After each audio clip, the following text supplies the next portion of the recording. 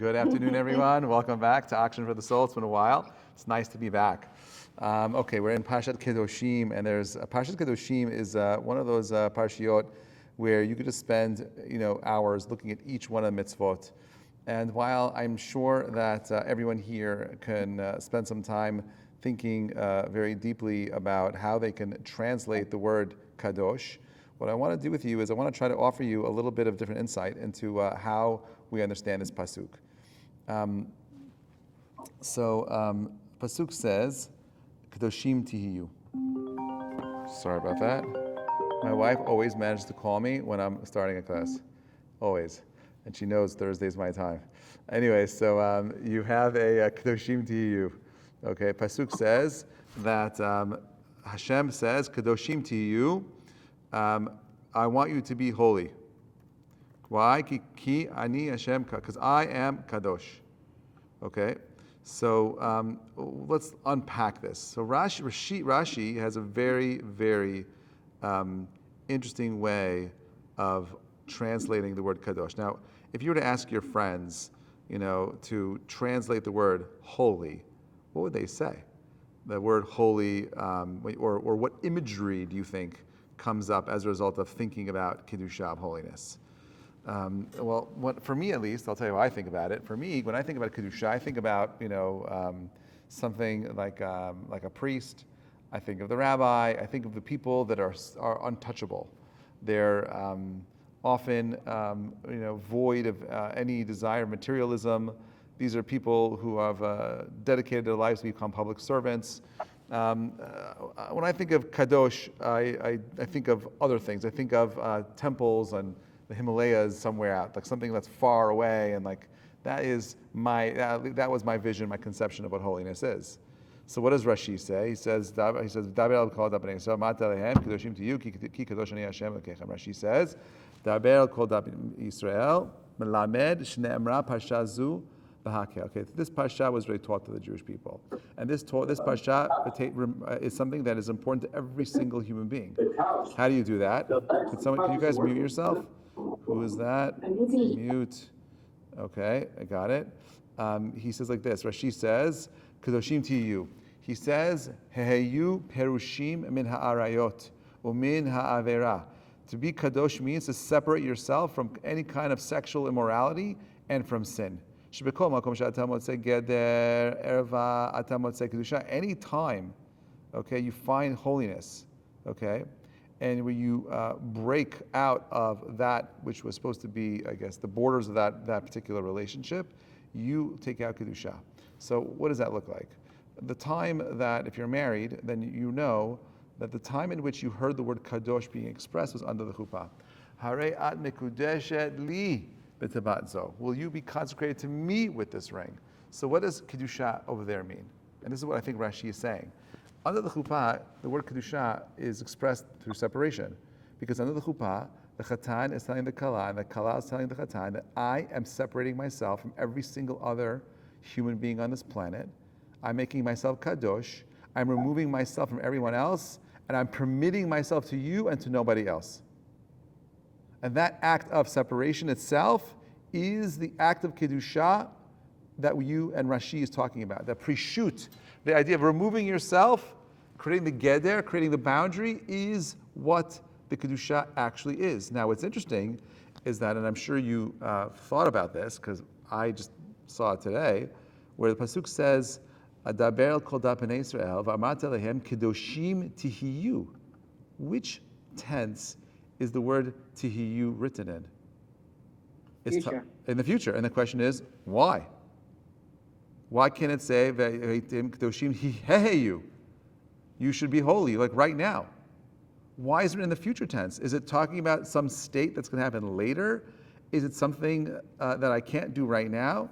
And then what does the last part of the pasuk add? Ki kadosh ani Hashem. Like obviously, like if the word kadosh means separate, right? Obviously Hashem is kadosh. He's commanding it. Why does the Torah need to tell me that He is holy? Okay, and by the way, and then what's interesting is that the next pasuk, Ish imo va'aviv tira'u, right? Et shabtotai tishmaru ani Hashem Elokechem. Right? Their first directive in the pasuk is, this parsha is, become holy. Tell everybody, man, woman, child, everyone can do this. Okay, but it's in the future tense. And then it says, Ishimo vaviv tirau et shvotai tishmar. Is there a correlation between these two things? And I think that there is. So I want to point out something that I saw today from the Kutzker Rebbe, which I really liked, which I think is relevant to this conversation. So he says something interesting. He says the word kadosh is his kedusha hu milashon hazmana. He says that the word kadosh comes from the language of an invitation. Okay, shetiyu mizumanim lekabel. I'm inviting you to come and receive this invitation, ki kadosh ani. In the same way that I am kadosh, I'm inviting you, my friends, to become kadosh. Ki ani tamid mizuman lahoshia etchem, because I am constantly in a state where I'm ready to go ahead and save you and deliver you. Rak she'atem tiyu mizumanim b'machshavot kadoshot. How do you get there? You have to be someone that is willing to have to be invited to choose the kind of thoughts that you're going to have. What does it mean to have thoughts of Kedusha? Well, okay, let's unpack this for a minute. You go, someone wants to do teshuvah, he made a sin, and he's got to go to the mikveh, right? How does me jumping into a body of water cleanse me spiritually, right? It makes no sense. The water itself does nothing to me spiritually. At best, it'll maybe make me cleaner. Maybe. At worst, make you less clean because you went to the mikveh with 1,000 other people, right? So what is the purpose? So Rambam, Maimonides, says that he calls it mei machshava. He calls it the waters of the mind, of the thoughts. And the way in which you're supposed to purify yourself in the water is by, number one, doing the following meditation. When someone goes into the mikveh, and they completely submerge themselves under the water, what are they doing? Why is it so important for you to be completely under the water? Okay, the answer has nothing to do with cleanliness. We put you into a compromised position where, in theory, if you stayed under the water for too long, what happens? You're sleeping with the fish. Okay, so you're under the water, and you're thinking about how I'm putting myself in a place of death because my machshava is, I want to kill my bad midot. I want to leave the lower parts of my essence of my being in the water, and I want to come out to be something completely uniquely different. I want to be something more. And that is what's happening. It's all in the head. And therefore the Kutzker is saying that you want to understand how Kedusha works. You know how it works? It's a hazmana, it's an invitation for you to go ahead to hiyu kedoshim. I think that the reason why it's written in the future tense is because you can never really attain holiness unless you're aspiring for holiness. Why? Because I'm Hashem. Only I am the ultimate expression of Kedusha. You're a human being. You're a basar v'adam. You're just nothing but a man of flesh and blood. You cannot become Kadosh. And maybe this will help us understand what the Chasam Sofer says. The Chasam Sofer says as follows. Pasha says, Kedoshim tihiyu, you should be holy. It's similar to a pasuk that we read a couple of weeks ago. Pasuk over there says, V'higdashtem v'hitem kedoshim. Okay? Sanctify yourself and you shall become holy. Hikdashtem v'hitem kedoshim. It's very similar to this pasuk. But you know what the Chasam Sofer says over there? He says this. He says, Hikdashtem. Pretend you are holy. V'hayitem kedoshim, and you will become holy. Did you ever hear the expression, fake it till you make it? Right? I hate that. I disagree with fake it till you make it. I like to say it a little differently. It's fake it until you awake it. Right? And that is what I think the Chasam Sofer is saying over here. V'hekdashtem v'hitem kedoshim. First, prepare yourselves to want to become holy. The holiness we're talking about is a holiness of the mind.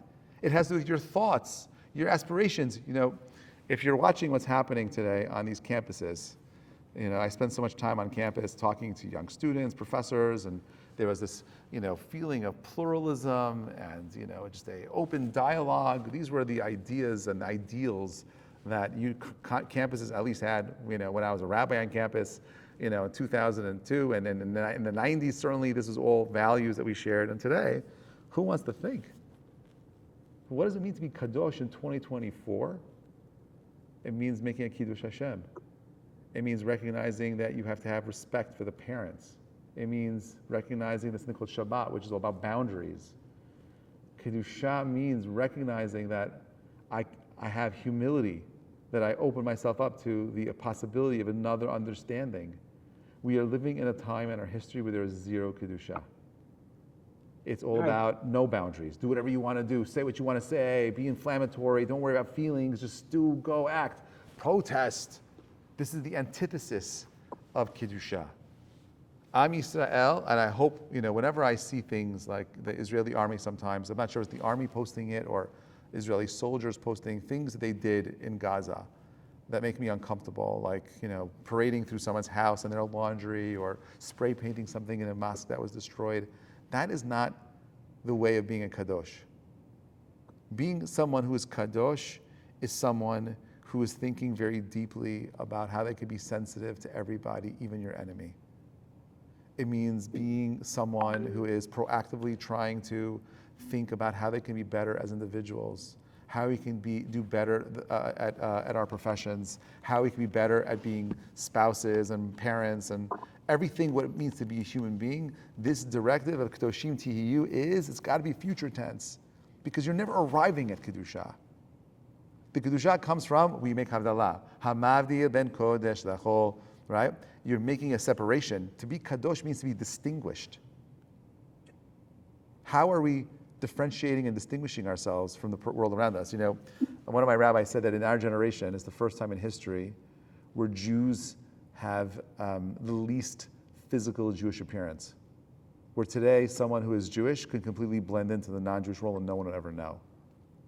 All you got to do is, put on, take off your kippah, and you blend into the rest of the world. There was a distinct vision of what a Jew looked like. And I'm not saying that you have to grow your side locks, and there's everyone has different customs and so on and so forth. But I'm saying at the very least, if we're Jews, right, and we're proud of our Judaism, and we're proud of being Jewish in our identity, well, what makes us distinguished? Is it just the brains? And how do you explain all those Jews who are anti-Israel? Oh, it's very simple. They're not kadosh. There's a lacking of sensitivity in Kedusha. When you are no longer able to think, right? You can't be someone who's involved in Kedusha. And I'll say more than that, right? The Chachamim all point out the only way in which one can be engaged in achieving some level of Kedusha. This is what the Chazon Ish writes. He says that someone who merits knowing Torah and walks among people, those who see him think he is a regular man, but he is in fact a malach who lives among humans. He lives an exalted life beyond all praise. That is kadosh.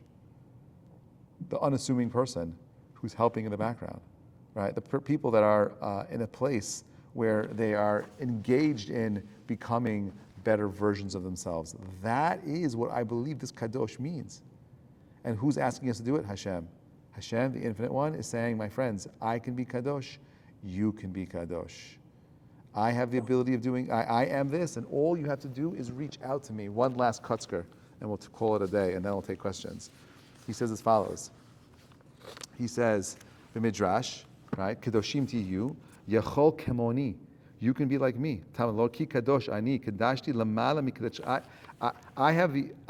My holiness is the highest level holiness, right? But I can get you to be a higher level even because we're different than Hashem. We can choose to want to be holy.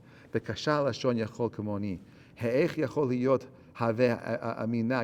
is it possibly saying that a human being can be as holy as God? Right? He says, Yachol kemoni. כשם כשאני עומד ואין בו שום שינוי, כן תהיו אתם עומדים במקום אחד. You have the power and the ability of reaching a state, a status, of not just striving to achieve Kedusha, but even remaining in a place of Kedusha. ואין בו שום שינוי, כי תהיו אתם עומדים במקום אחד, ותלמד לומר, כי קדוש אני. אבל אתם צריכים להיות בגדר הולך. You have to be in a place of movement. You can't, the only way to engage in holiness is by pursuing it. You could be more. You could get a higher level.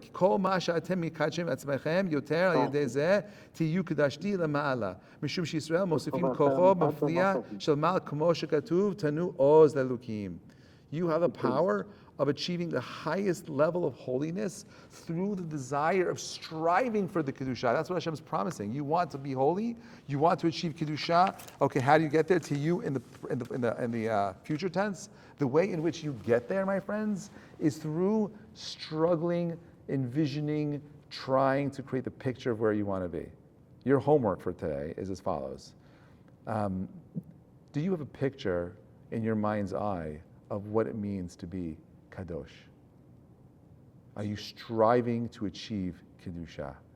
Are you pushing yourself to become something more? If the answer is no, you're never going to achieve Kedusha. You can't live this mitzvah. You have to want it. You have to have a drive. You have to have a picture of who you can be, because if you don't have it, you're not going to get there. That's exactly what the Chasam Sofer is saying. You want to be it, fake it until you awake it. How do you start that picture? Have a picture in your mind's eye, envision it, clarify who you want to be, and then Hashem will do anything and everything in His power to open up every single door for you so you could achieve greatness. I'm not responsible for anything great that I've done. All I've done in my whole life is try to open up doors, try to push myself to be a little bit more, try to help a little bit more, try to understand a little bit more. I'm not in control. And I think that's why the segue is, you know what? Davar kol tell the Jewish people, Kedoshim tiyu. Why? Ki kadosh ani. Ishi mo v'aviv tira'u, v'et shabtatai tishmaru, ani Hashem Elokechem. Right? I want you, my friends, to recognize the parents, okay, in the Torah are a reminder that we have an authority above us. Shabbat is a reminder that there's authority that's beyond human comprehension, right? That I am not environment. Like the rabbi, why can't I use a remote control that's always on, or my phone that doesn't turn off on Shabbat? Does it make any sense? Does it really matter if I pull this cucumber that I don't want and I flick it out of my salad? Does that mean I'm going to burn in hell? Like, what is Shabbat? Shabbat is an exercise in self-control. Shabbat is an exercise in humility. Shabbat is the constant reminder that God created a universe in 7 days, and in 6 days, and on the seventh day, He created this thing called rest. How do we engage in the Kedusha? By creating boundaries. I can't eat whatever I want. I have certain times of the day where I have to do certain things. It's the humility, but most importantly, the drive, the vision, the picture in my mind's eye that helps me achieve Kedusha. You know, I believe that we're at a very interesting crossroads in our history, and that, you know, things can get significantly worse, or they can get way better. The time that we're in right now reminds me a little bit of like the George Floyd, Black Lives Matter movements. Same philosophy, same concepts that we're seeing right now. And they all faded away. And while we're watching these things unfold, I want to leave you with this last mantra. Pasuk says, Yeshuat Hashem keheref ayin. The salvation of God comes in the blink of an eye. There's no reason for you to be stressed. There's no reason for you to be concerned. The only thing you and I need to be doing is Kedoshim tiyu, striving for Kedusha, striving for greatness. And in that, Hashem says, Hikdashtem, I will make you holy. That's all you got to do. Do what is right, push yourselves to be more, and let us watch yourselves transform into something amazing. Wishing you all a Shabbat Shalom Mevarach. Thank you so much for listening.